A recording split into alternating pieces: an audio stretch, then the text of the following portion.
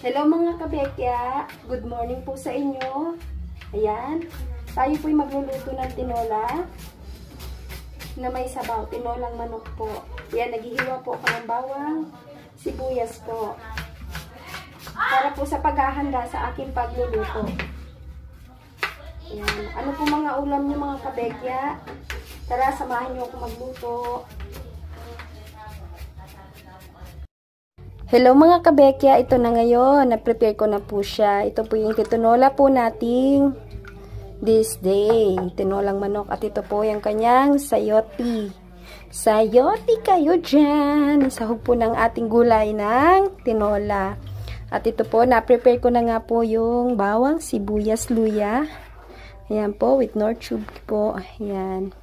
Ready na po silang isalang. Hello mga kabekya, ayan. Gigisa tayo ng bawang para sa tinolang manok.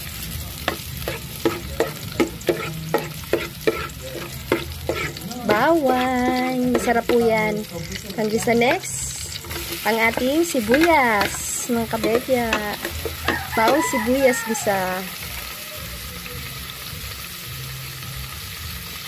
Ayan, halo-haloin natin siya habang nakagisa sa bawang sibuyas, luya, mga kabekya.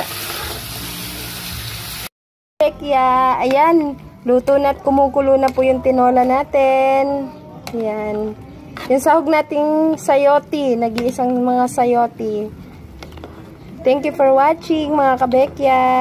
Ayan, mga kabekya, kain na tayo. Ready to eat na po, mga kabekya. Yan yung tinolong niluto natin.